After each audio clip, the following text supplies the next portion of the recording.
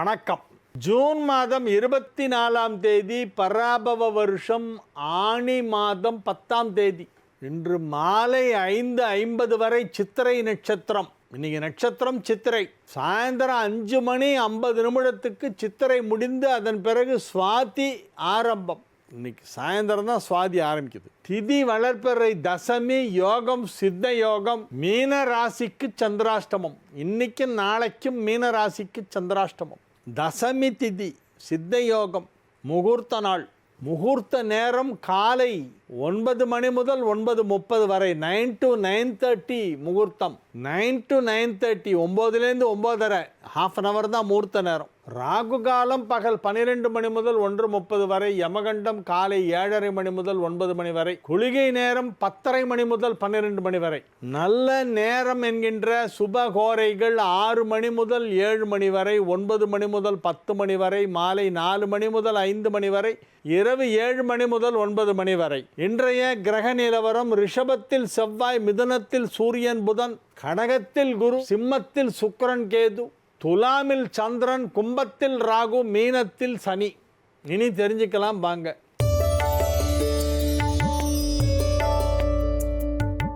நவகிரகங்களில் பாப கிரகங்கள் என்பவை சூரியன், செவ்வாய், சனி, ராகு, கேது. 5 கிரகம் பாவ கிரகம் 9ல்.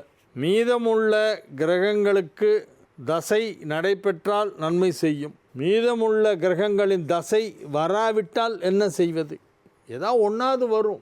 தசாபுக்திகள்னு பார்க்கும்போது 5 தசை தான், 6 தசை தான் ஒரு மனுஷனுக்கு லைஃப்பில்.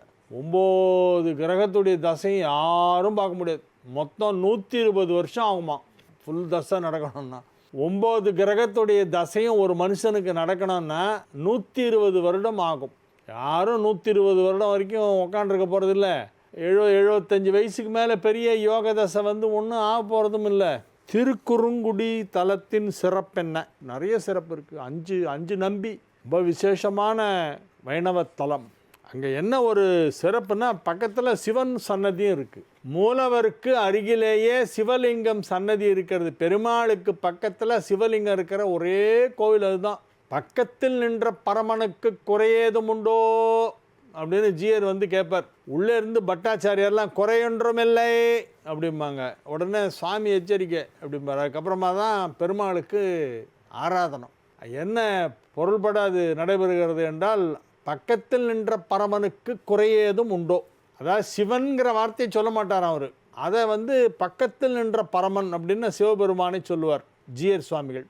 பக்கத்தில் நின்ற பரமனுக்கு குறையேதும் உண்டோ என்று கேட்ட உடனே குறையொன்றும் இல்லை என்று அங்கேருந்து குரல் வரும். உள்ளேருந்து சன்னதிக்குள்ளேருந்து பட்டாச்சாரியெல்லாம் குறையொன்றும் இல்லை அப்படிம்பாங்க. அந்த வேர்டை தான் இவர் எடுத்து அப்படியே பாட்டை குறையொன்றும் இல்லை அப்படின்னு எழுதிட்டார். யார்? மூதறிஞர் ராஜாஜி எழுதிய பாடல் குறையொன்றும் இல்லை, மறைமூர்த்தி கண்ணா. அந்த குறையொன்றும் இல்லை அப்படிங்கிற அந்த சொல் உருவான இடம் திருக்குறுங்குடி. அங்கே நின்ற நம்பி, அமர்ந்த நம்பி, கிடந்த நம்பி, மலை நம்பி, ஆற்று நம்பின்னு 5 நம்பி, 5 பெருமாள். திருவனந்தபுரத்துக்கு போயிருந்தப்போ ராமானுஜருக்கு ஆபிச்சார பிரயோகம் பண்ணிடுறாங்க. அவரை கொலை செய்வதற்கு அங்கே திட்டமிடப்பட்டது. அவர் தன்னுடைய வைணவ கொள்கையை அங்கே பரப்ப வந்தபோது அதை எதிர்ப்பு தெரிவித்து அவரை ஆளை க்ளோஸ் பண்ணிடலாம், போட்டு தள்ளிடலான்ட்டு பிளான் பண்ணாங்க. ஆபிச்சார பிரயோகம் ஏவி விட்டாங்க. பெருமாள் பார்த்தா, இதனடா இது, படுபாவிங்க கொண்டுடுவானுங்க போல் இருக்கு அப்படின்ட்டு கருடனை கூப்பிட்டு ராமானுஜரை கொண்டு போய் அந்த கேரள எல்லையை தாண்டி பரசுராம க்ஷேத்திரத்தை தாண்டி வேற எங்கேயா கொண்டு போய் விட்டு வந்துரு. தன்னுடைய வாகனமான கருடனுக்கு பெருமாள் போட்ட உத்தரவு. இல்லைன்னா இந்த ஆபிச்சார பிரயோகம் அதை அந்த எல்லைக்குள்ளே தான் வேலை செய்யுமா, தாண்டிட்டா வராதான். உடனே கருடாழ்வார் போகிறார். சுவாமின் அடியன் மேலே கொஞ்சம் ஏளனம் அப்படின்றார். இது பெருமாள் ஏறுற வாகனம், என்ன நீ என்ன போய் ஏற சொல்கிற அப்படின்னு. ஓய், பெருமாள் உத்தரவு, மரியாதையாக ஏறி உட்கார முதுகில் அப்படின்றார். பயந்துன்னு ஏறி உட்கார்றார் ராமானுஜர். அவர் என்ன பண்ணுறார், கருடாழ்வார் அங்கேன்னு பறந்துன்னு பாண்டிய தேசத்துக்குள்ளே வந்துடுறார். கேரள தேசத்துலேருந்து பாண்டிய தேசத்துக்கு வந்த உடனே திருக்குறுங்குடி நல்லா இருந்து பச்சை பசேல்னு 5 பெருமாள் இருக்கார். கொண்டு அங்கே இறக்கி விட்டு அங்கேயே உக்காண்டுறார் இவர்.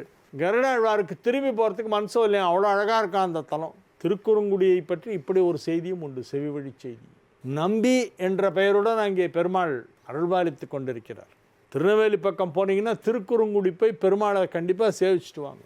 எனக்கு தெரிஞ்சு திருக்குறுங்குடியை பூர்வீகமாக கொண்ட வைணவர்கள் வந்து ரொம்ப இந்த சைவ வைணவ பேதம்லாம் ரொம்ப பார்க்க மாட்டாங்க. பெருமாளை கும்பிடுவாங்களே ஒழிய சிவனெல்லாம் திட்ட மாட்டாங்க. ஏன்னா அவங்க ஊர் பெருமாளே பக்கத்தில் சிவனை வச்சிட்ருக்காரு. பக்கத்தில் நின்ற பரமனுக்கு குறையதும் உண்டோ. பரிகாரங்கள் செய்வது கடன்காரனிடம் டைம் கேட்பது போல நம் கர்மாக்களை அனுபவித்துத்தான் ஆக வேண்டும். அதற்காக பிறவிகளை எடுக்க வேண்டி வரும் என்பதால் மகான்கள் இந்த பிறவியிலேயே பல வினைகள் மூட்டும் மறுபிறவி வேண்டாம் என்பதற்காக கர்ம வினைகளை துன்பங்களை தொலைத்து விட்டு செல்கிறார்கள். உண்மை உண்மை உண்மை உண்மை கரெக்டு. யார் இது? இதோ சீனிவாசன் வேலூர். வணக்கம். தங்கள் பணி சாலச் சிறந்தது. சீர்காழியில் உள்ள கோவில் பெயர் சட்டையப்பநாதர் கோவில் அல்லது சட்டநாதர் கோவில். சார் அங்கே வந்து பிரம்மபுரீஸ்வரர் மூலவர் இருக்கார் சார். உள்ள சட்டநாதர் இருக்கார், அது தெரியும். அங்கே மூலவர் வந்து பிரம்மபுரீஸ்வரர், திரிபுரசுந்தரி அம்பாள் பிரம்மபுரீஸ்வரர் மூலவர். காஞ்சிபுரம் வழக்கருத்தீஸ்வரர் கோவில். மேற்படி இரு கோவில்களின் சிறப்புகள் தல புராணம் விளக்கமாகவும் என்ன வேண்டுதல்களுக்கு இந்த தலங்கள் செல்ல வேண்டும் என்றும் கூறுங்கள். அதான் வழக்கருத்தீஸ்வரர்னு பேர்லேயே இருக்கே. வழக்கு இருந்தால் அங்கே போனால் வழக்கெல்லாம் கிளியர் ஆகிடும். தமிழ்நாடு வீட்டு வசதி வாரியத்திலிருந்து ஓய்வு பெற்ற சண்முகம், திருப்பத்தூர் மாவட்டம். இந்த திருக்குறுங்குடி பற்றி சொல்லும்பொழுது அதில் இன்னொரு விஷயம் என்னென்னா, அங்கே 2 கருடாழ்வார் இருப்பார் பக்கத்தில். எதுக்கு 2 கருடன் இங்கே இருக்குது அப்படின்னு கேட்டால் அப்புறமா தான் இந்த ஸ்டோரி படித்ததுக்கப்புறம் தான் அது ஞாபகத்துக்கு வந்தது. இந்த ஹிஸ்ட்ரி படித்ததுக்கப்புறம் அது புரிஞ்சிடுச்சு. என்னென்னா, ஒரு கருடாழ்வார் ஏற்கனவே அங்கே இருந்தவர். இன்னொன்று வந்து திருவனந்தபுரத்துலேருந்து வந்து அந்த ஊரோட அழகை பார்த்து மயங்கி போய் அங்கேயே உட்காந்துட்டார். அவர் தான் ராமானுஜரை காப்பாற்றினவர். ராமானுஜரை திருவனந்தபுரத்துலேருந்து காப்பாற்றி திருக்குறுங்குடிக்கு கூட்டு வர்றார். இப்போ இதுலேருந்து ஒரு விஷயம் என்னென்னா, பெரிய பெரிய மகான்களுக்கெல்லாமே ஆபிச்சார பிரயோகம் பண்ணியிருக்காங்க. ஆதிசங்கரருக்கு பண்ணியிருக்காங்க, ராமானுஜருக்கு பண்ணியிருக்காங்க. இதை விட இன்னும் பெரிய மகான்கள் வேறு யார் இருக்க போகிறா? அவங்களுடைய கொள்கையில் பிடிக்கலைங்கிறதுக்காக அவங்க ஏதோ ஒரு கொள்கையை ஸ்ப்ரெட் பண்ணுறாங்க. ஆதிசங்கரர் வந்து அத்வைத்தம், இவர் வந்து விசிஷ்டாத்வைத்தம் ராமானுஜர். இந்த ரெண்டுத்துக்குமே எதிர்ப்பு கிளம்பினப்போ அவங்களே ஆளை க்ளோஸ் பண்ணுற அளவுக்கு வந்து அந்த காலத்தில் வந்து இந்த கொள்கைக்காக கொலையெல்லாம் பண்ணுறதுக்கு, அதுலேயும் என்ன ஒரு ஆச்சாரியன், ஒரு துறவி, ஒரு தெய்வ அனுகிரகம் பெற்ற ஒரு மகான், அவங்களே வந்து க்ளோஸ் பண்ணுற அளவுக்கு இவங்கெல்லாம் இறங்கியிருக்காங்க. எப்படியெல்லாம் வந்து அந்த சமயம் ஒரு மனிதனை வெறி கொள்ள செய்திருக்கிறது என்றெல்லாம் பார்க்க முடிகிறது.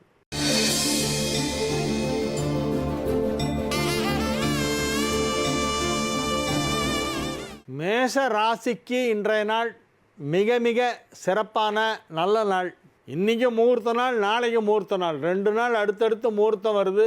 எனவே உங்கள் முக்கியமான வேலைகளை எல்லாம் நீங்கள் செய்வதற்கு ஏற்ற நாட்கள் இவைதான். யாராவது முக்கிய பிரமுகர்களை சந்திக்க வேண்டுமானால் இன்று போய் சந்திக்கலாம். வியாபாரத்திலே பெரிய வளர்ச்சி ஏற்படும். குடும்பத்தில் அமைதி ஏற்படும். குடும்ப வாழ்க்கை மகிழ்ச்சியாக இருக்கும். மேஷராசி அன்பர்களில் திருமணம் ஆகாதவர்கள் யாரேனும் இருந்தால் இப்பொழுது திருமணம் நடைபெறும். திருமணமான இளவயது மேஷராசிக்காரர்களுக்கு இல்வாழ்க்கை கற்கண்டாய் தித்திக்கும்.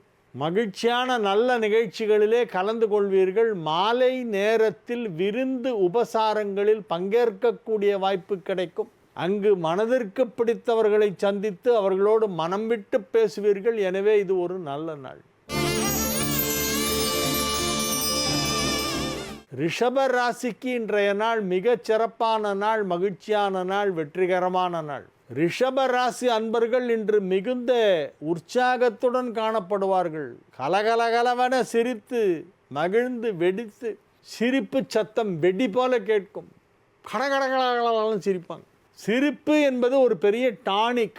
எல்லா விட்டமினும் அடங்கிய டானிக் ஒன்று செலவே இல்லாமல் கிடைக்குது. என்னன்னு பார்த்தா சிரிப்பு.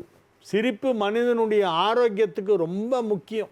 சில பேருக்கு சிரிப்பே வரல, ஜோக் அடித்தாலும் சிரிக்க மாட்டேன்றான். சரி, ஏதாவது காமெடி சீன் பார்ப்பா டிவியில் அப்படின்னா அதுவும் வந்து அதெல்லாம் பார்த்துட்டேன் எனக்கு தெரியும் அப்படின்றான், பார்க்க மாட்டேன்றான். சரி, பழைய புத்தகங்களில் இந்த ஜோக்ஸ் எல்லாம் வருமே அதெல்லாம் கொடுத்து அதை படி அப்படின்னா அப்போவும் அவனுக்கு சிரிப்பு வரல. நகைச்சுவை உணர்வு என்பது மனிதனுக்கு இறைவன் கொடுத்த ஒரு வரம். இறைவன் எத்தனையோ உயிர்களை படைத்தான், லட்சக்கணக்கான உயிர்களை படைத்தான். அதில் விலங்குகள், பறவைகள், ஊர்வன, மிதப்பன, நீந்துபவன என பல்வேறு விதத்தில் க்ரீச்சர்ஸ், எவ்வளோ க்ரீச்சர்ஸ் இருக்குது, எவ்வளோ அனிமல்ஸ், எவ்வளோ பேர்ட்ஸ், எவ்வளோ க்ரீச்சர்ஸ் எல்லாத்தையும் படைத்த கடவுள் மனுஷனுக்கு மட்டும் சிரிப்புன்னு ஒன்று கொடுத்தான் கூடவே. நல்லா சிரிச்சிட்டு சந்தோஷமாக இரு அப்படின்னு. ஆனால் அதை யூஸ் பண்ண தெரியல ரொம்ப பேர். எப்போ பாரு உம்முன்னு உட்காந்துருக்காங்க. ஃபேஸ் பார்த்தீங்கன்னா எப்போதும் உம்முன்னு இருக்கும்.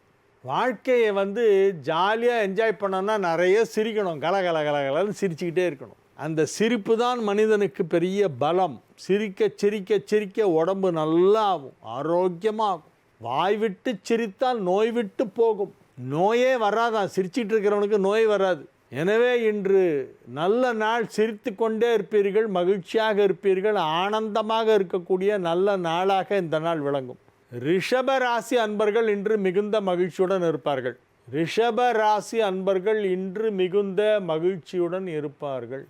ஏனென்றால் கிரகங்கள் வலுவாக இருக்கின்றன, கிரகங்கள் அனுகூலமாக இருக்கின்றன, உங்களுக்கு சகாயமாக இருக்கின்றன, கிரகங்களெல்லாம் உங்களுக்கு நன்மை செய்து கொண்டிருக்கின்றன. எனவே எல்லாமே வெற்றிகரமாக நடைபெறும். முயற்சிகள் அனைத்தும் வெற்றி பெறும். வியாபாரத்தில் நல்ல முன்னேற்றம், ஆரோக்கியத்தில் நல்ல முன்னேற்றம், குடும்பத்தில் நல்ல அமைதி, ஒற்றுமை, சந்தோஷம். எனவே இது ஒரு நல்ல நாள். மிதுன ராசிக்கு வியாபாரத்தில் நல்ல முன்னேற்றம் ஏற்படும். 2ஆம் இடத்தில் குரு உச்சம். இது ஒரு பெரிய யோகம். 10 குடையவன் 2ல் உச்சமாக இருக்குது. அதனால் கையிலே பிடிக்க முடியாது உங்களை. உங்கள் லெவலே வேறு, எங்கேயோ போயிடுவீங்க. பெரிய அளவில் வியாபாரம் நடக்கும். உலகின் மிகப்பெரிய கோடீஸ்வரர்களோடெல்லாம் நீங்கள் இப்பொழுது தொடர்பு ஏற்படுத்தி கொள்வீர்கள். உலகிலேயே முதல் 100 கோடீஸ்வரர்கள் யார் இருக்கிறார்களோ அவர்களில் யாரேனும் ஒருவர் உங்களோடு தொடர்பில் வருவார். மிதுன ராசிக்காரரோடு அவர் தொழில் செய்வார். எனவே உங்களுக்கு இப்பொழுது தொழில் வளர்ச்சி 1000 மடங்கு அதிகரிக்க போகிறது. 1000 மடங்கு. இப்போ என்ன பிஸ்னஸோ இன்டூ 1000. சார் இப்போ ஒன்றுமே பிஸ்னஸே இல்லைன்னா அப்போ எவ்வளோ நடக்கும்னா, பீக் பீரியடில் என்ன பண்ணிங்களோ அதை இன்டூ 1000 போடுங்க, அது நடக்கும். எனவே தொழில் வளர்ச்சி மிக சிறப்பாக மகத்தானதாக இருக்கும். கடகராசிக்கு இன்றைய நாள் நன்மைகள் அதிக அளவிலே நடைபெறுகின்ற நல்ல நாள். குரு இன்னும் 4 மாத காலத்திற்கு உங்கள் ராசியை விட்டு நகரப்போவதில்லை. இன்னும் 4 மாத காலத்திற்கு உங்கள் ராசியிலேயே குரு உச்சமாக அமர்ந்திருக்கிறது. எனவே இப்பொழுது எது செய்தாலும் உங்களுக்குத்தான் வெற்றி. நீங்கள் தொட்டதெல்லாம் ஜெயமாகும். என்ன செய்தாலும் ஜெயம். தோல்வி என்ற சொல் உங்களுடைய அகராதியிலிருந்து நீக்கப்பட்டு விட்டது தற்காலிகமாக. தோல்வி என்றால் என்ன என்று கேட்பீர்கள். அப்படி ஒரு நேரம் இப்பொழுது வந்திருக்கிறது. மிகப்பெரிய சாதனைகளை மிக சுலபமாக விளையாட்டுத்தனமாக செய்து விடுவீர்கள். It is going to be a child's play for you. பெரிய பெரிய அச்சீவ்மெண்ட்லாம் சைல்ட்ஸ் பிளே மாதிரி பண்ணிடுவீங்க. மிகப்பெரிய வெற்றி உங்களுக்கு காத்து கொண்டு இருக்கிறது. எல்லா விதமான நன்மைகளும் அதிக அளவிலே நடைபெறக்கூடிய நல்ல நாளாக இந்த நாள் விளங்கும். சிம்ம ராசிக்கு இன்றைய நாள் மிகச் சிறப்பான நாள், மகிழ்ச்சியான நாள். 10 குடையவன் ராசியிலே அமர்ந்திருப்பது ஒரு யோகம். 9 குடையவன் 10ஆம் இடத்தில் இருப்பது மற்றொரு சிறப்பான யோகம். 11ஆம் இடத்திலே சூரியன் புதன் சேர்க்கை ஏற்பட்டு புதாதித்ய யோகம் ஏற்பட்டு இருப்பதால் எடுத்த காரியம் அனைத்தும் வெற்றி. 11ஆம் இடத்தில் சூரியன் இருப்பதால் தொட்டதெல்லாம் ஜெயம். எனவே இது மிக மிக சிறப்பான நல்ல நேரம். இந்த நல்ல நேரத்தை வீணடிக்காமல், வெட்டி பேச்சு பேசாமல் இந்த நல்ல நேரத்திலே ஏதாவது உருப்படியாக செய்தீர்களானால் பணம் நிறைய வரும். மனிதன் 2 விஷயத்தை சம்பாதிக்க வேண்டும். ஒன்று புண்ணியம், இன்னொன்று பணம். புண்ணியம் ஒன்று தான் கூட வரும் மேலே போகும்போது. இந்த உயிர் பிரிஞ்சு போகும்போது புண்ணியம் கூட வரும், பணம் வராது. செக் புக்கு, கிரெடிட் கார்டெல்லாம் பச்சை ஓலையில் இடுகில் சொருகி நைஸாக எடுத்துகிட்டு போயிடலாம்னு நினைக்கிறீங்களா? அதெல்லாம் ஒன்றுமே வராது. பச்சை ஓலையில் இடுகில் சொருகின்னு போகிற விஷயம் ஒன்றுமே கிடையாது. கடைசியில் போகும்போது அரணாகயிறை கூட கட் பண்ணி தான் உள்ளே போடுவான் பாடியை. கட்டிருக்கிற அரணாகயிறை கூட கட் பண்ணிவிடுவாங்க, ஒன்றுமே வராது கூட. ஆனால் புண்ணியம் வரும், புண்ணியம் வரும், புண்ணியம் வரும், தொடர்ந்து வரும், தொடர்ந்து வரும், வந்து கொண்டே இருக்கும். புண்ணியத்தையும் சம்பாதிங்கள்.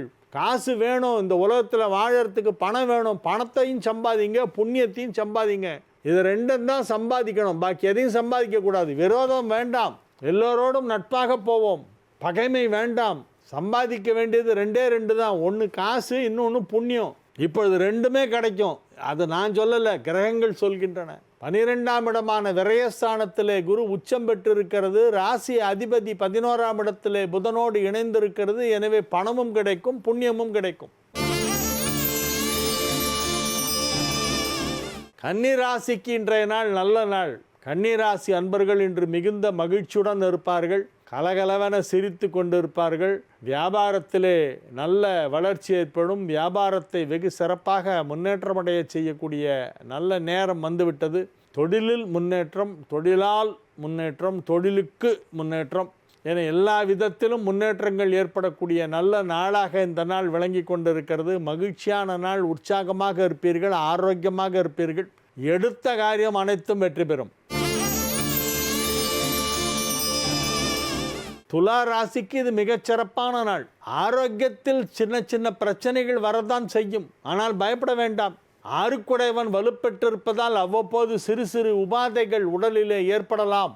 அதே நேரத்திலே ராசி அதிபதி வலுவாக 11ஆம் இடத்திலே அமர்ந்து கொண்டு உங்களை காப்பாற்றி கொண்டிருக்கிறது. அதை மறந்துவிட வேண்டாம். 9ஆம் இடத்திலே சூரியன் புதன் சேர்க்கை ஏற்பட்டு உங்களுக்கு மிகப்பெரிய நன்மைகளை செய்து கொண்டிருக்கிறது. 9 குடையவன் பாக்யாதிபதி வலுவாக தன் சொந்த வீட்டிலே சூரியனோடு இணைந்து புதாதித்ய யோகத்தை பெற்றிருக்கிறது மிதுனத்திலே. அது உங்களுக்கு நன்மை செய்து கொண்டிருக்கிறது. எனவே அஞ்ச வேண்டாம்.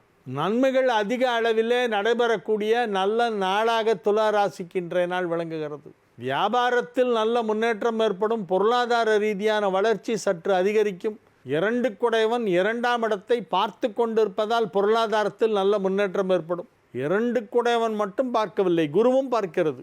எனவே பொருளாதார வளர்ச்சி மிக சிறப்பாக இருக்கும். 2ஆம் இடத்தை தனஸ்தானாதிபதி தனகாரகன் ஆகிய இருவரும் பார்க்கின்றனர். தனஸ்தானாதிபதினா 2ஆம் வீட்டிற்கு அதிபதியான கிரகம். 2ஆம் வீட்டிற்கு அதிபதியான கிரகம் செவ்வாய். அது ரிஷபத்திலிருந்து 7ஆம் பார்வையாக விருச்சிகத்தை பார்க்கிறது. செவ்வாய் விருச்சிகத்தை பார்க்கிறது.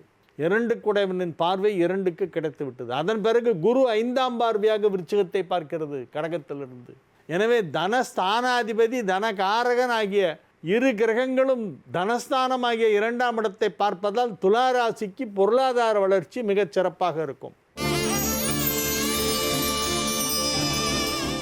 விருச்சிக ராசிக்கு இன்றைய நாள் நல்ல நாள். ராசி அதிபதி தன் ராசியை பார்க்கிறது, குரு ராசியை பார்க்கிறது. மகிழ்ச்சியான நல்ல நிகழ்ச்சிகளிலே கலந்து கொள்வீர்கள். ஆரோக்கியத்தில் நல்ல முன்னேற்றம் ஏற்படும். எலும்பு சம்பந்தமான ஆர்த்தோ ப்ராப்ளம் ஏதாவது இருந்தால் இப்பொழுது சரியாகிவிடும். நம்ம ஊரில் வியாதின்னு ஒன்று ஏதாவது வந்துட்டால் வீட்டுக்கு வரவங்க, விசாரிக்கிறவங்க, பேசுகிறவங்க, பார்க்க வரவங்க எல்லாரும் ஆளுக்கு ஒரு டாக்டரை சஜஸ்ட் பண்ணிட்டு போயிடுறாங்க. நீங்கள் அவர்கிட்ட மட்டும் போய் பாருங்கள், அவ்வளோதான்னா என்ன ஆகிடும், சரி பண்ணிவிடுவார்னு சொல்கிறேன். இன்னொருத்தர் ஒருவர், எதுக்கு இப்படியெல்லாம் கஷ்டப்பட்டுட்ருக்கீங்க, நீங்கள் பேசாமல் கேரளாவுக்கு போங்க, அங்கே நான் ஒரு ஆஸ்பத்திரி சொல்கிறேன், மலப்புரா டிஸ்ட்ரிக்டில் ஒரு ஹாஸ்பிட்டல் இருக்குது, அங்கே போனீங்கன்னா அங்கேயே தங்கணும், 3 மாதம் அங்கேயே இருக்கணும், அவங்க கொடுக்குற சாப்பாடெல்லாம் சாப்பிட்டு ஒரு ரூம் கொடுப்பாங்க, அங்கேயே இருக்கணும், அவங்க எல்லாத்தையும் சரி பண்ணி உங்களை அனுப்பிடுவாங்க.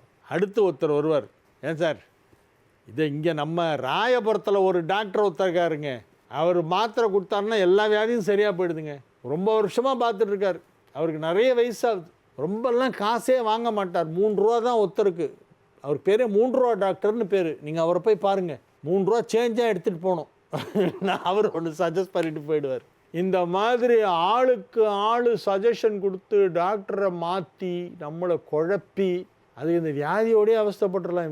இவங்க சொல்கிற ஒரு டாக்டராக நம்ம போயிட்டு இருந்தோம்னா அவ்வளோதான். நம்ம எப்போவுமே மருத்துவரை மாற்றக்கூடாது. அடிக்கடி மருந்து மாற்றுறது, மருத்துவரை மாற்றுவது, சிஸ்டம் மாறுறது, அலோபதியிலேருந்து திடீர்னு ஆயுர்வேதா போகிறது, ஆயுர்வேதாலேருந்து சித்தா போகிறது, சித்தாலேருந்து நான் நேச்சுரோபதி போகிறேன், அது யார் கணபதியோட தம்பியா, நேச்சுரோபதி போகிறேன்பாங்க. அப்படியே மாறி மாறி மாறி மாறி எல்லா வைத்தியத்தையும் பார்த்து எல்லா மருந்தையும் சாப்பிட்டு கடைசியில் இந்த பாடி எதுக்குமே வேலை செய்யாது, அப்புறம் எந்த மருந்து கொடுத்தாலும் வேலை செய்யாது, அந்த மாதிரி ஒரு நிலைமையில் கொண்டு வந்து விட்ருவாங்க.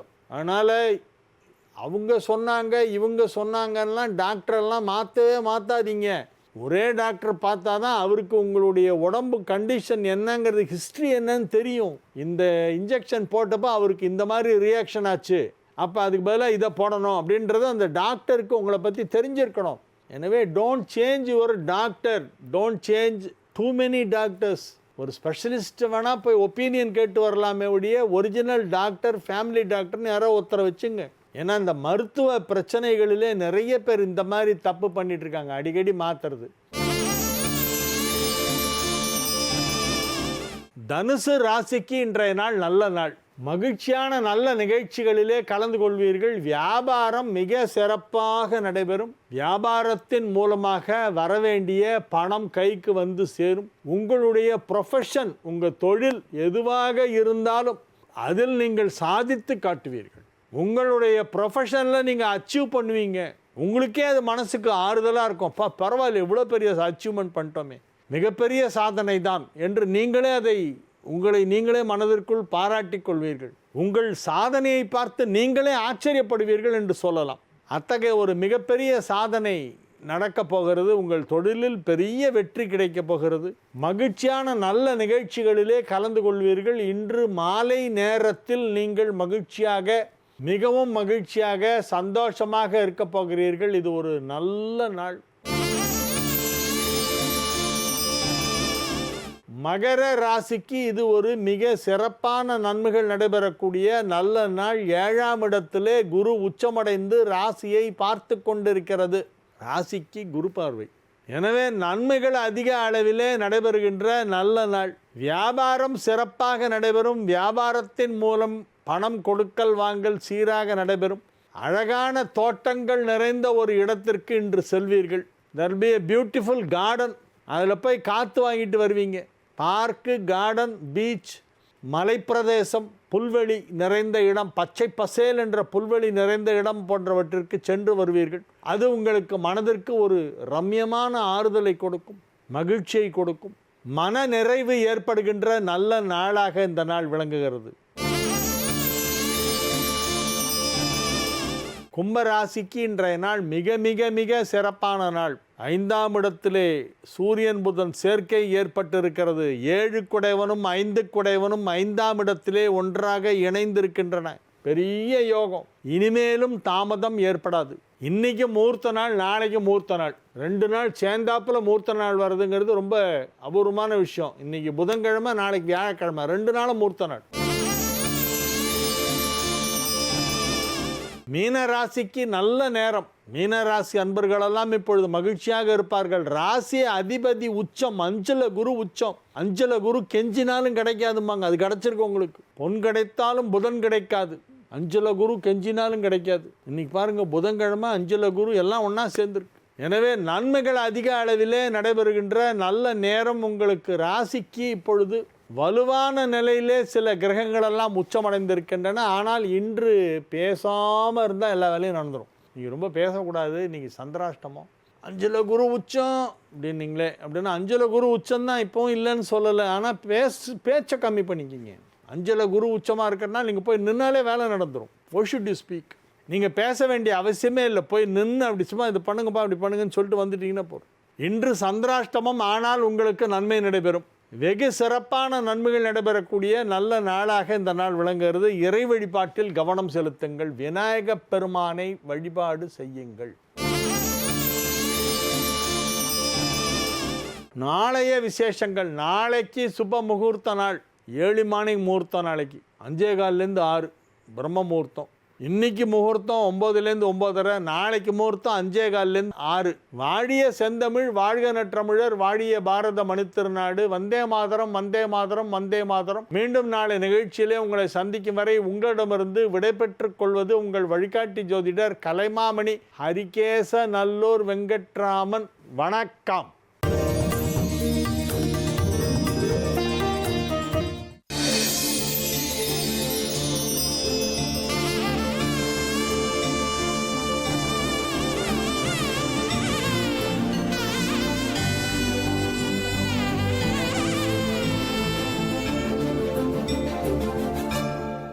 ஜீ தமிழ் தொலைக்காட்சி நேயர்களுக்கு இனிய காலை வணக்கம். ஓம்காரம் நிகழ்ச்சிக்கு உங்களை அன்புடன் வரவேற்கிறோம். உங்களுடைய வாழ்க்கையில் ஏற்படும் பிரச்சனைகளை சரி செய்யவும், மென்மேலும் வளர்ச்சியடையவும், ஜாதக ரீதியான சந்தேகங்களுக்கு விடை காணவும் யோக ஆஞ்சநேயர், சக்தி பீடம், அனுமன் உபாசகர், ஜோதிட சிம்மம், திருவல்லிக்கேணி, சுவாமி கண்ணன் பட்டாச்சாரியா சப்தரிஷி வாக்கியம் மூலம் உங்களுடைய சந்தேகங்களுக்கு தீர்வளிப்பார். வணக்கம் சுவாமிஜி. நாராயண. இன்றைய நாள் எப்படி இருக்க போகுது? இன்னைக்கு நம்ம பண்ண வேண்டிய பூஜைகள், பரிகாரங்கள் பற்றி சொல்லுங்க சுவாமிஜி.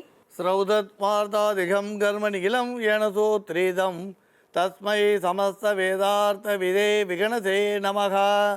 வக்ரதுண்ட மகாகாயா சூரியகோடி சமப்பிரபா நிர்விக்னம் குருமே தேவா சர்வகாரேஷு சர்வதாம். யோகப்பட்டேன பத்தாங்கம் திரிநேத்திரம் சாந்த விக்கிரகம் தியாயை சமஸ்த தோஷக்னம் பாதாத்மஜ மகள் மசம் கிருஷ்ணம் வந்தே ஜெகத்குரு. ஜெயந்தி மங்களாகாளி பத்ரகாளி கபாலினி துர்காஷமா சிவாதாத்ரி ஸ்வாகாசதா நமோஸ்துதே. குரு பிரம்மா குரு விஷ்ணு குருதேவோ மகேஸ்வரக குரு சாட்சாத் பரம்பிரம்மா தஸ்மை ஸ்ரீ குரவே நமக. அஸ்மத் குருபியோ நமக. விகணச மகா குரவே நமக. அனுமன் சுவாமிகள் ஆசிகளுடன். மங்களகரமான பராபவ வருடம் ஆனி மாதம் 10ஆம் தேதி 24/6/2026 புதன்கிழமையான இன்று பல நல்ல ஜோதிட ஆன்மீக விஷயங்களை பேசலாம். அவனருளாலே அவன் தாழ் வணங்கி இந்நாள் இனிய நாளாகட்டும். ஓம்காரம் பகுதியில் தினந்தோறும் ஜோதிடம், ஆன்மீகம் சம்பந்தமான தகவல்கள் பார்த்துட்ருக்கோம். அந்த வகையில் நிர்ஜல ஏகாதசியினுடைய சிறப்புகள் என்னென்ன, அன்னைக்கு எந்த மாதிரியான விரதங்களை கடைபிடிக்கணும் அப்படின்றத பற்றின விளக்கம் எங்களுக்கு கொடுங்க சுவாமிஜி. நாளைக்கு வரக்கூடிய ஏகாதசிக்கு நிர்ஜல ஏகாதசி அப்படின்னு பேர். வருடத்தில் 25 ஏகாதசிகள் வரும். நீங்கள் பத்ம ஏகாதசி, வைகுண்ட ஏகாதசி, நிர்ஜல ஏகாதசின்னு வரிசையாக பேர் சொல்லிக்கிட்டே போகலாம். நிர்ஜல ஏகாதசின்னு சொன்ன உடனே ஜலமே சாப்பிடாமல் இருக்கிறதுனால அந்த ஏகாதசிக்கு நிர்ஜல ஏகாதசி அப்படின்னு பேர் நினைக்க வேண்டாம். எல்லா ஏகாதசியும் என்ன ரூல்ஸ் அண்ட் ரெகுலேஷனோ அது எந்த விதமான விதிமுறைகளும் மாறாதுன்றதை நம்ம புரிஞ்சுக்கணும். 8 வயசு கீழே இருக்க குழந்தைகளுக்கு விலக்கு உண்டு. 80 வயசுக்கு மேலே இருக்க பெரியோர்களுக்கு விலக்கு உண்டு. அதேமாதிரி வியாதிஸ்தகர் இருக்கிறவாளுக்கு, ஆரோக்கிய குறைபாடு இருக்கிறவாளுக்கு, கர்ப்பிணி பெண்களாக இருக்கிறவாளுக்கும் இந்த ஏகாதசி விரதத்தில் சில விலக்கு உண்டு. ஆனால் ஏகாதசி அன்னைக்கு சாப்பிட்டா தோஷம்னு சொல்கிறா. ஒரு சமயம் ருத்ரனோட வேர்வையிலேருந்து ஒரு அசுரன் பிறக்கிறார். அந்த அசுரன் எனக்கு ரொம்ப பசியாக இருக்குது அப்படின்னு சொல்கிறான். அப்போ அவர் சொல்கிறார், யார் ஏகாதசி அன்னைக்கு அன்னத்தை புசிக்கிறாளோ அந்த அன்னத்துக்குள்ளே நீ இருந்து அவள் வயிற்றுக்கு போன பிறகு புழுவாக மாறி நீ அவள் வயிற்றில் இருக்கிற ஆகாரத்தை சாப்பிடுவேன்னு சொல்கிறதா சொல்வாள். அதனால் ஏகாதசி அன்னைக்கு சாப்பிட்டா புழுவை சாப்பிட்ட தோஷம்னு சொல்கிறது உண்டு. சரி, இந்த நிர்ஜல ஏகாதசிக்கு என்ன பெருமை அப்படி சொன்னால், நீங்கள் கைசிக ஏகாதசிலாம் கேள்விப்பட்டிருப்பீங்க. அன்றைக்கி கைசிக புராணம்லாம் படிப்பா. அதே மாதிரி இந்த நிர்ஜல ஏகாதசிக்கு என்ன பெருமை அப்படின்னா, ஒரு சமயம் எல்லாரும் விரதம் இருக்கா, பீமனால் மட்டும் விரதம் இருக்க முடியல. ஆனால் பீமனுக்கும் நலனுக்கும் ஒரு சிறப்பு உண்டு, அது பின்னால் பேசலாம். பீமனுக்கும் நல சக்கரவர்த்திக்கு ஒரு சிறப்பு உண்டு. பீமன் அதிகமாக சாப்பிடக்கூடியவன். அதனால் பீமனுக்கு ஏகாதசி விரதம் இருக்க முடியல. அப்போ வியாசர்கிட்ட போய், நான் இந்த மாதிரி ஏகாதசி அன்னைக்கு சாப்பிடக்கூடிய நிலையில் இருக்கேன், என்னால் சாப்பிடக்கூடிய உணவு சாப்பிட்ற பசியை கட்டுப்படுத்த முடியல, எனக்கு ஏதாவது ஒரு நல்ல வழி சொல்லுங்கன்றார். அப்போ வியாசர் எனக்கு கிருஷ்ண பகவான் சொன்னதை நான் உனக்கு சொல்கிறேன். ஒரு சமயம் இதே சந்தேகத்தை நான் கிருஷ்ண பகவான்கிட்ட கேட்டேன். சில மக்கள் பக்தர்கள் எப்பயுமே பசியோடு இருக்கா, ஏகாதசி விரதம் இருக்க முடியாமல் இருக்கா, அவளுக்கு என்ன பண்ணலாம்னு நான் கிருஷ்ண பகவான்கிட்ட கேட்டேன். அப்போ அவர் சொன்ன பதிலை உனக்கு நான் இப்போ சொல்கிறேன்னு சொல்லிவிட்டோ, இந்த 25 ஏகாதசியில் நிர்ஜல ஏகாதசி அன்னைக்காவது நீ சாப்பிடாமல் இரு, பகவானை பிரார்த்தனை பண்ணு, ஏகாதசி விரதத்தை கடைப்பிடி அப்படின்னு சொல்கிறார். அப்போ பீமன் அன்னைக்கு அந்த நிர்ஜல ஏகாதசி அன்னைக்கு, அதாவது ஜேஷ்ட மாதம் சுக்லபட்ச ஏகாதசி அன்னைக்கு இந்த விரதத்தை கடைப்பிடிச்சதாகவும், அதனால் இந்த நிர்ஜல ஏகாதசிக்கு பீம ஏகாதசி அப்படின்னு ஒரு பேர் வந்ததாக சொல்லுவாள். இந்த நிர்ஜல ஏகாதசிக்கு பீம ஏகாதசி அப்படின்னு ஒரு பேர் வந்ததாகவும் சொல்கிறது உண்டு. பொதுவாக வியாதிஸ்தர்னு குறிப்பிடும்போது ஒன்று ஞாபகம் வச்சுக்கணும், நிறைய பேர் பரம பக்தியோடு இருந்து பெருமாள் மேரில் பக்தி செலுத்துகிறான். ஆனால் அவள் பொதுவான தர்மங்களை தெரிஞ்சுக்கிறாளே தவிர விசேஷ தர்மங்களை தெரிஞ்சுக்கிறது இல்லை. திரும்ப திரும்ப நான் சொல்லுவோம், நம்ம பக்தி செலுத்தணும் அப்படின்னா நம்மளோட ஆரோக்கியம் பரிபூர்ணமாக இருக்கணும். நம்ம ஆரோக்கிய பரிபூர்ணம் இல்லாத நிலை அடைஞ்சிட்டா கட்டாயம் பக்தி செலுத்த முடியாது. இப்போ நீங்கள் கடுமையான கோபத்தில் இருக்கீங்க, அப்போனா பக்தி அடிபட்டு போயிடும். கோயிலுக்கு போகிறீங்க, ஏதோ கோபம் வந்துடுத்துன்னு உடனே நாம் அர்ச்சகரையோ அங்கே இருக்கிற ஊழியர்களையோ இல்லை ஏதோ ஒன்று, சில பேர் சுவாமியை கூட திட்டிடுவா. கோபம் அதிகமாகும் போது சுவாமியை கூட தூஷித்துருவா. அப்போ அந்த பசியோ கோபமோ காமமோ மனுஷனோட அறிவை வந்து கெடுத்துரும். காமம், பசி, கோபம், தூக்கம் இது மனுஷனோட அறிவை கெடுத்துரும். அப்போ அந்த மாதிரியான நிலையில் என்னெல்லாம் விசேஷ தர்மம்னு சொல்லியிருக்கா அதை வந்து நாம் ஞாபகம் வச்சுக்க வேண்டியது அவசியம். அப்போ வியாதிஸ்தர்கள்னு சொன்னால் சில பேருக்கு சுகர் இருக்கும், அளவுக்கு அதிகமான சுகர் இருக்கும் பொழுது மருந்து சாப்பிடுவா. அப்போ மருத்துவர் கட்டாயம் சாப்பாடு சாப்பிடுன்னு சொல்லியிருப்பார். இல்லை நான் ஏகாதசி விரதம் இருக்கேன் அப்படின்னு சொல்லி மருத்துவர் சொன்னதை மீறி அதிகமாக சுகர் இருக்கும் பொழுது அவர் கொஞ்சம் சாப்பிடணும்னு சொன்னதை மீறி சாப்பிடாமே இருக்கிறோன்னா அதுவும் தப்பு. ஒரு 8-9 மாத கர்ப்பிணி இருக்கா, மருத்துவர் சொல்கிறார் உங்கள் குழந்தைக்கு போதிய அந்த ஆரோக்கியம் இல்லை, அதனால் சத்தான ஆகாரத்தை தினமும் 2 வேளையும் சாப்பிட்ணுன்றார். இல்லை நான் ஏகாதசி வருது அதனால் நான் சாப்பிட மாட்டேன்னு சொல்லக்கூடாது. உங்கள் வயிற்றில் இருக்கிற இன்னொரு ஜீவனுக்காக அப்போ நீங்கள் சாப்பிடலாம், தப்பு இல்லை. 80 வயசுக்கு மேலே ஆயிடுத்து, ரொம்ப வயோதிகம், பசியே தாங்க முடியாமல் தவிக்கிறார்னா கட்டாயம் அப்போ அவர் வந்து பகவானோட நாமத்தை சொல்லி கோவிந்தனோட நாமத்தை சொல்லி கோவிந்தா கோவிந்தான்னு ஒவ்வொரு முறை சாப்பிடும் பொழுதும் கோவிந்தனோட நாமத்தை சொல்லி சாப்பிடலாம். 8 வயசுக்கு கீழே குழந்தை இருக்குது, அடம் பிடிக்கிறது, அழகிறது, அதுக்கு தெரியல, நம்ம வீட்டில் எல்லாரும் விரதம் இருக்கும், ஏகாதசி விரதம் அப்படின்னா அந்த 8 வயசுக்கு உட்பட்ட குழந்தைக்கு தெரியாதுன்னும் போது அதுக்கு ஆகாரம் ஏதாவது சாப்பிட கொடுக்கலாம். அதுலேயும் விரத காலங்களில் என்னெல்லாம் சாப்பிட்லான்னு ஒரு ரூல்ஸ் வச்சுருக்கா. விரதம் இருக்கும் பொழுது என்னெல்லாம் சாப்பிட்லாம் அப்படின்னு ஒரு ரூல், வேக வச்ச பொருள், தேன், தினை மாவு, இப்படி பெருமாள் பிரசாதம், இதெல்லாம் லிஸ்ட்டு வச்சுருக்கா. அந்த லிஸ்ட்டில் இருக்கக்கூடிய உணவுகளை மட்டும் சாப்பிட்லாம். ஏன்னா ஏகாதசி அன்றைக்கி சாப்பிட்லான்னு சொன்ன உடனே நம்ம மசால் தோசையும் வெங்காய சாம்பாரும் வாங்கி சாப்பிட்றோன்னு அப்படி செய்யக்கூடாது.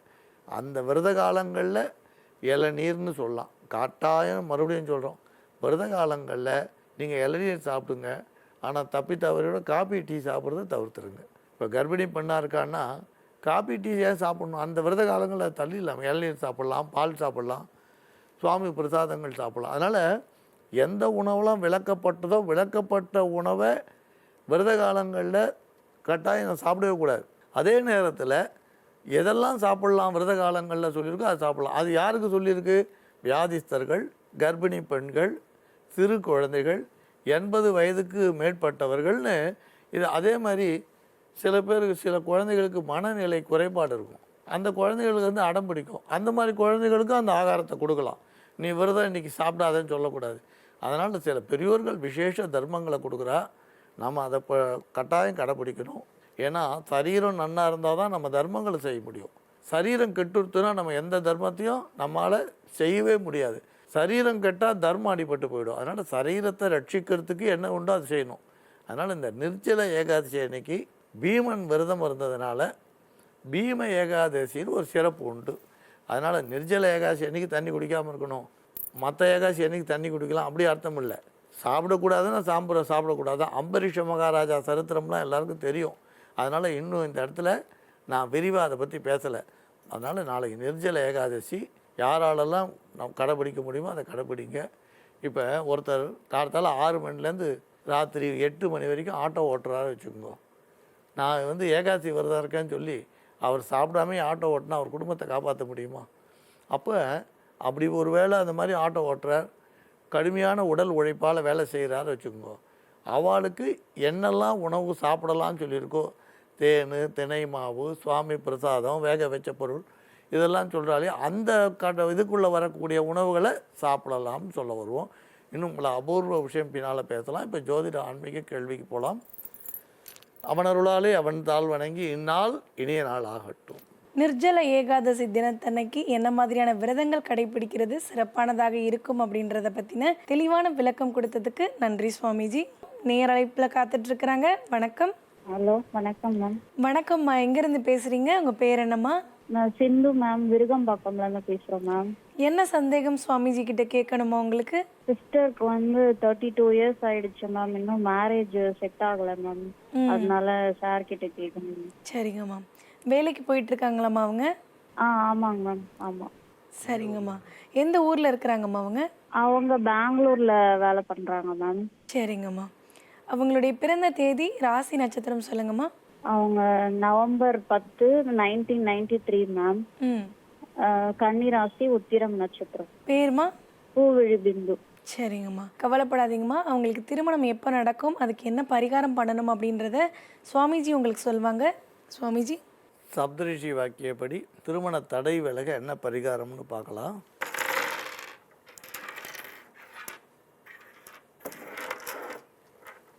சில எளிய பரிகாரம் சொல்கிறோம், அதை செய்யுங்க. கட்டாயம் திருமண தடை விலகும்.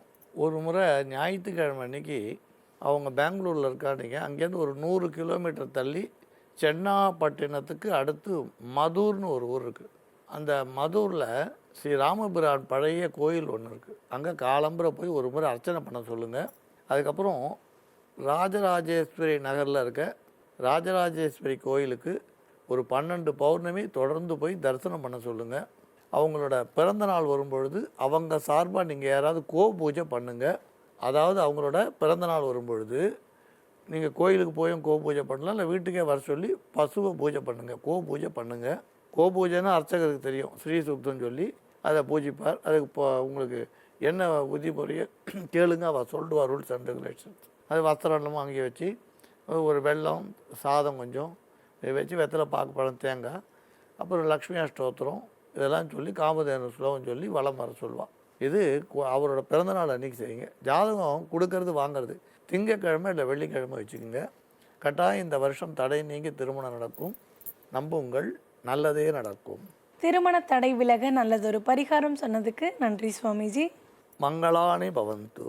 யோக ஆஞ்சநேயர் சக்தி பீடம் அனுமன் உபாசகர் ஜோதிட சிம்மம் திருவல்லிக்கேணி சுவாமி கண்ணன் பட்டாச்சாரியா சப்தரிஷி வாக்கியம் மூலம் உங்களுடைய சந்தேகங்களுக்கு தீர்வளிப்பார். உங்களுடைய சந்தேகங்களுக்கு விடை காண 7305509333 என்ற வாட்ஸ்அப் எண்ணிற்கு மெசேஜ் அனுப்புங்கள். நாங்கள் உங்களை தொடர்பு கொள்வோம்.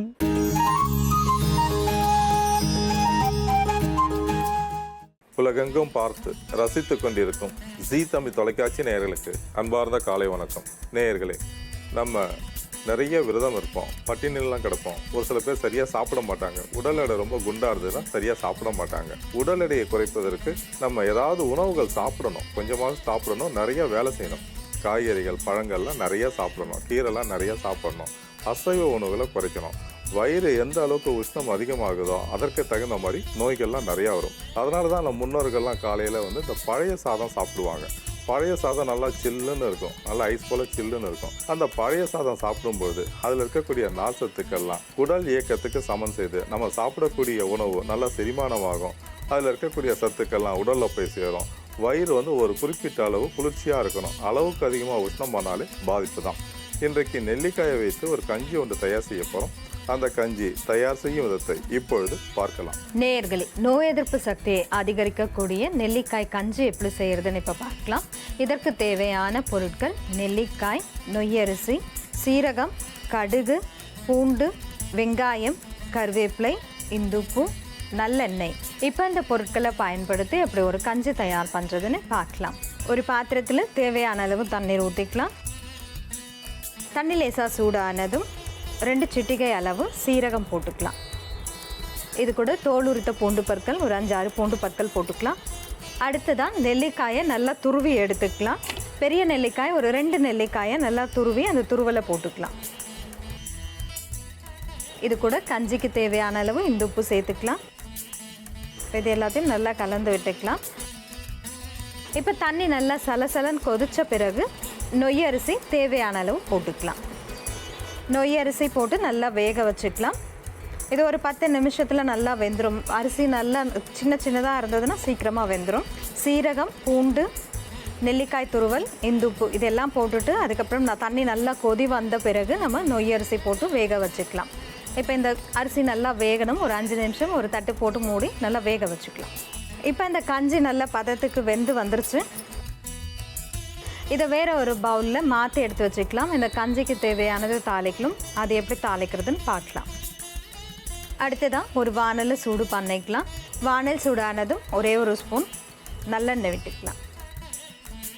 எண்ணெய் சூடானதும் கொஞ்சம் கடுகு போட்டுக்கலாம். கடுகு நல்லா பொரிஞ்சதும் ஒரு பாதி வெங்காயத்தை பொடியாக கட் பண்ணி போட்டுக்கலாம். இது கூடவே கொஞ்சம் கருவேப்பிலை கிள்ளி சேர்த்துக்கலாம். இப்போ இதை நல்லா வதக்கிக்கலாம். வெங்காயத்தோடைய பச்சை வாசனை போகிற வரைக்கும் நல்லா வதக்கிக்கலாம். இந்த கஞ்சியில் நெல்லிக்காய் சேர்த்துருக்கிறதுனால எல்லாருமே இதை சாப்பிடலாம், தினமுமே கூட சாப்பிடலாம். நெல்லிக்காயை இந்த மாதிரி இந்த கஞ்சியை அடிக்கடி சாப்பிட்டுட்டு வரும்போது முடி வளர்ச்சி நல்லா இருக்கும், கண் பார்வை திறன் நல்லா இருக்கும். குழந்தைங்களுக்கு தேவைப்பட்டதுன்னா நீங்கள் இது கூட கேரட் துருவல் கூட சேர்த்துக்கலாம். இப்போ வெங்காயம் நல்லா வதங்கிருச்சு. இதை நம்ம தயார் பண்ணி வச்சுருக்கிற கஞ்சியில் சேர்த்துக்கலாம். நெல்லிக்காயில் வந்து பெரிய நெல்லிக்காய், சிறிய நெல்லிக்காய் எது கிடைச்சாலும் பரவாயில்ல. அருநெல்லிக்காய்ன்னு சொல்லுவாங்க, சிறிய நெல்லிக்காய். இது வந்து பெரிய நெல்லிக்காய். எந்த நெல்லிக்காய் கிடைச்சாலும் நம்ம வந்து பயன்படுத்தலாம், உள்ளுக்கு சாப்பிடலாம். நெல்லிக்காயில் நிறைய சத்துக்கள்லாம் இருக்குது. விட்டமின் ஏ இருக்குது, B1, B2, B3, இரும்பு சத்து இருக்குது, கால்சியம் இருக்குது, பாஸ்பரஸ் இருக்குது, கரோட்டின் இருக்குது, டானின் இருக்குது, ஃப்ளவனாய்டு இருக்குது, காஃபிக் இருக்குது, விஷத்துக்கள், தாது உப்புக்கெல்லாம் நிறையா இருக்குது. நெல்லிக்காயை சின்ன குழந்தைங்கிட்ட கொடுத்து சாப்பிட சொன்னால் சரியாக சாப்பிட மாட்டாங்க. அதுவே இது போல் ஒரு கஞ்சா தயார் செய்து வாரத்தில் 2-3 நாட்கள் காலையில் ஒரு உணவாக கொடுத்தீங்கன்னா அதை குடிப்பாங்க. நல்லா டேஸ்ட்டாக இருந்ததுன்னா குடிப்பாங்க. அந்த கஞ்சை சாப்பிடும்பொழுது அந்த நெல்லிக்காயில் இருக்கக்கூடிய சத்துக்கள்லாம் ரத்தத்தில் சேரும். நம்ம உடலுக்கு நிறைய நன்மைகள்லாம் கிடைக்கும். இன்றைய காலகட்டத்தில் இருக்கக்கூடிய குழந்தைங்களுக்கு நிறைய கண்களுக்கு தான் வேலை. மொபைல் பார்க்குறது, டிவி பார்க்குறது, அதே மாதிரி லேப்டாப்பில் படிக்கிறது, இது நிறைய கண்களுக்கு தான் வேலை கொடுக்குறாங்க. உற்று நோக்கி செய்யக்கூடிய வேலைகள். கண்களுக்கு தான் அதிக நன்மை கொடுக்கக்கூடிய காய்கறிகள், கீரைகளை நம்ம சாப்பிடணும். அந்த வகையில் நெல்லிக்காயில் இருக்கக்கூடிய சத்துக்கள் கண்களுக்கு அதிக நன்மை செய்யக்கூடியது. கண்களில் ஒரு சில பேருக்கு வந்து உஷ்ணம் அதிகமாகி பொங்கி சிவந்து காணப்படும். அது மாதிரி சிவந்து வரக்கூடாது. கண்களில் வந்து உஷ்ணம் அதிகமாக வரக்கூடாது. கண்களுக்கு செல்லக்கூடிய ரத்த ஓட்டம் சரியான அளவு இருக்கணும். கண்களுக்கு தேவையான எல்லா விதமான சத்துக்களையும் கொடுக்கக்கூடியது நெல்லிக்காய். அதே மாதிரி இந்த கஞ்சை நல்லா கொஞ்சம் ஆற வச்சு சில்லுன்னு குடிச்சிங்கன்னா இரைப்பை புண்களை ஆற்றுவதற்கு பயன்படக்கூடியது. குடலில் வரக்கூடிய பாதிப்பில் போக்குவதற்கு பயன்படக்கூடியது. குடல் பாக்டீரியாவுக்கு அதிகமாக நன்மை செய்யக்கூடியது. நம்ம சாப்பிடக்கூடிய உணவு நல்லா செரிமானமாகணும். அதில் இருக்கக்கூடிய சத்துக்கள்லாம் உடலில் போய் சேரணும். அப்போ நெல்லிக்காயை உள்ளுக்கு சாப்பிட்டோம்னா இரைப்பையில் இருக்கக்கூடிய புண்கள், அல்சர்லாம் வராது. வாய்ப்புண், வயிற்றுப்புண் இவற்றையெல்லாம் போக்குவதற்கும் பயன்படக்கூடியது. குறிப்பாக சர்க்கரை நோயாளிகளுக்கு அதிக நன்மை செய்யக்கூடியது. கணையத்தில் வரக்கூடிய பாதிப்பில் போக்குவதற்கு பயன்படக்கூடியது. இன்சுலின் சுரப்பை சமன் செய்வதற்கு பயன்படக்கூடியது. ரத்த அழுத்தம் இருக்கிறவங்க, இதய நோய் பாதிப்பு இருக்கிறவங்க, சர்க்கரை நோயாளிகள் எல்லோருமே நெல்லிக்காயை உள்ளுக்கு சாப்பிட்டீங்கன்னா ரொம்ப நல்லது. இதில் வந்து துவர்ப்பு சுவை இருக்கும். அது வந்து சர்க்கரை நோயாளிகளுக்கு அதிக நன்மை செய்யக்கூடியது. அதே மாதிரி இதில் இருக்கக்கூடிய விட்டமின் சி நோய் எதிர்ப்பு சக்தி அதிகமாக்குவதற்கு பயன்படக்கூடியது. சின்ன குழந்தைங்களுக்கு அடிக்கடி வரக்கூடிய சளி, இருமல், காய்ச்சல்லாம் வராது. இரத்த சிவப்பணுக்கள் எண்ணிக்கையை சமத்துவதற்கு பயன்படக்கூடியது. அதே மாதிரி வெள்ளை அணுக்கள் எண்ணிக்கையை சமத்துவதற்கு பயன்படக்கூடியது. இரத்த தட்டுக்களின் எண்ணிக்கையை சமத்துவதற்கு பயன்படக்கூடியது. நம்ம உடலுக்கு அதிக நன்மை செய்யக்கூடியது. கல்லீரல், பித்தப்பை, கணையம், சிறுநீரக மண்டலம், குடல் பகுதி இவற்றிற்கு அதிக நன்மை செய்யக்கூடியது. அதே மாதிரி ஒரு சில குழந்தைங்களுக்கு பித்தம் அதிகமான அடிக்கடி வாந்தி எடுப்பாங்க. மஞ்சள் நிறத்தில் வாந்தி எடுப்பாங்க. வெயிலில் நிறைய விளையாடுறவங்களுக்கு தான் அது போல் பாதிப்புலாம் வரும். உடலில் பித்தம் அதிகமாவதற்கு முக்கியமான காரணம் பாக்கெட்டில் பதப்படுத்தப்பட்ட உணவுகள்லாம் சாப்பிட்டாங்கன்னா கல்லீரல் பாதிப்படையும். அடிக்கடி காய்ச்சல்லாம் வருவதற்கு வாய்ப்புண்டு. மஞ்சள் காமாலை நோய் வருவதற்கும் வாய்ப்புண்டு. தீவிரமான மது பழக்கம் இருக்கிறவங்களுக்கு மஞ்சள் காமாலை நோயெல்லாம் வரும். நெல்லிக்காய் அடிக்கடி உள்ளுக்கு சாப்பிட்டீங்கன்னா கல்லீரலில் வரக்கூடிய எல்லா பாதிப்பை போக்குவதற்கும், கல்லீரலில் வரக்கூடிய வீக்கத்தை குறைப்பதற்கும், தொற்று நோய்களை போக்குவதற்கும், மஞ்சள் காமாலை நோயெல்லாம் வராமல் தடுத்து நம்ம உடலை ஆரோக்கியமாக வைத்துக் கொள்வதற்கும் பயன்படக்கூடியது. முக்கியமாக புகைப்பழக்கம் இருக்கிறவங்க, மது பழக்கம் இருக்கிறவங்க இது போல ஒரு கஞ்சி தயார் செய்து அடிக்கடி குடிச்சிங்கன்னா உடலுக்கு எந்த விதமான நோயும் வராது, ஆயுள் அதிகமாகும். அதே மாதிரி மெலனின் அளவை சமன் செய்வதற்கும் நெல்லிக்காயில் இருக்கக்கூடிய சத்துக்கள் நிறைய பயன்படுது. ஒரு சில பேருக்கு இளநரை வரும். இந்த இளநரை வருவதற்கு முக்கியமான காரணம் மெலனின் அளவில் ஏற்றத்தாழ்வு வர்றது தான். நெல்லிக்காயை உள்ளுக்கு சாப்பிட்டீங்கன்னா இளநரை வராது. அதே மாதிரி தோலில் வரக்கூடிய சுருக்கங்கள்லாம் வராது. நல்ல இளமையான உடலை கட்டுக்கோப்பாக வைத்துக் கொள்வதற்கு நெல்லிக்காய் இது போல ஒரு கஞ்சா தயார் செய்து அடிக்கடி குடிக்கலாம். நேயர்களே, நோய் எதிர்ப்பு சக்தியை அதிகரிக்கக்கூடிய நெல்லிக்காய் கஞ்சி தயார். இது எப்படி செய்யறதுன்னு இன்னொரு முறை பார்க்கலாம். முதல்ல ஒரு பாத்திரத்தில் தேவையான அளவு தண்ணீர் ஊற்றி, தண்ணி லேசாக சூடானதும் சீரகம், பூண்டு, நெல்லிக்காய் துருவல், இந்துப்பு இது எல்லாத்தையும் சேர்த்து தண்ணி நல்லா கொதி வந்ததும் தேவையான அளவு நொய்யரிசியும் போட்டு அரிசி நல்லா வெந்து வந்ததும் ஒரு கஞ்சி பதம் வந்ததும் வேற ஒரு பாத்திரத்தில் மாற்றி எடுத்து வச்சுக்கலாம். அடுத்ததான் இன்னொரு வானலில் சூடு பண்ணி ஒரே ஒரு ஸ்பூன் நல்லெண்ணெய் விட்டு எண்ணெய் லேசாக சூடானதும் கடுகு தாளித்து அது கூட வெங்காயம், கருவேப்பிலையும் தாளித்து நம்ம தயார் பண்ணி வச்சுருக்கிற கஞ்சியில் சேர்த்தோம்னா இந்த கஞ்சி தயார். நேயர்களே, நெல்லிக்காயை இது போல ஒரு கஞ்சா தயார் செய்து சின்ன குழந்தைங்க, பெரியவங்க எல்லோரும் அடிக்கடி சாப்பிட்டு பயனடையுமாறு கேட்டுக்கொள்கிறேன். நேயர்களே, இன்றைய ஆரோக்கிய குறிப்பு. உடல் அரிப்பு அதிகமாக இருக்குது, அரிப்பு நமைச்சல் அதிகமாக இருக்குன்றவங்க புரசு மரத்தில் இருக்கக்கூடிய நல்லா இலசாக இருக்கக்கூடிய இலையை எடுத்துக்கலாம். அதை எடுத்து நல்லா அம்மியில் வச்சு நைஸாக அரைச்சி எடுத்துக்கணும். ஒரு நெல்லிக்காய் அளவு நல்லா ஒரு உருண்டையாக அரைச்சி எடுத்துக்கோங்க. நல்லா நைஸாக அரைச்சி எடுத்துக்கிட்டு அதை உள்ளுக்கு சாப்பிட்டுட்டு வந்தீங்கன்னா தினமும் ஒரு உருண்டை அளவு உள்ளுக்கு சாப்பிட்டுட்டு ஒரு கிளாஸ் அளவு மோர் சாப்பிட்லாம். அந்த மாதிரி சாப்பிட்டுட்டு வரும்போது உடலில் ஏற்படக்கூடிய அரிப்பு நமைச்சல் சரியாகும். அதே மாதிரி இந்த புரசு இலையை நல்லா அரைச்சி விளக்கெண்ணெயில் நல்லா வதக்கிடணும். இதை கட்டி வீக்கம் இருக்கிறவங்க கை கால்கள்லையோ இல்லை உடலில் எங்கேயாவது கட்டி அதிகமாக இருக்குது, பெருசாக இருக்குது, கரையவே மாட்டேங்குது, வருஷக்கணக்காக கூட ஒரு சிலருக்கெல்லாம் கட்டி இருக்கும், கொழுப்பு கட்டி இருக்கும், அந்த மாதிரி கட்டிகளாகவும் இருக்கும். அந்த மாதிரி கட்டி வீக்கம் இருக்கிறவங்களும் அந்த கட்டி வீக்கத்து மேலே இந்த புரசு இலையை அரைச்ச விழுத விளக்கெண்ணெயில் நல்லா வதக்கி இளஞ்சூடாக, ரொம்ப சூடு இல்லாமல் இளஞ்சூடாக நம்மளால சூடு பொறுக்கக்கூடிய சூட்டில் மேலே வச்சு ஒரு துணி வச்சு கட்டிட்டு வந்தீங்கன்னா இந்த மாதிரி தொடர்ந்து செஞ்சுட்டு வரும்போது அந்த கட்டி வீக்கம் கரையும். மீண்டும் மற்ற நிகழ்ச்சியை சந்திப்போம். நன்றி, வணக்கம்.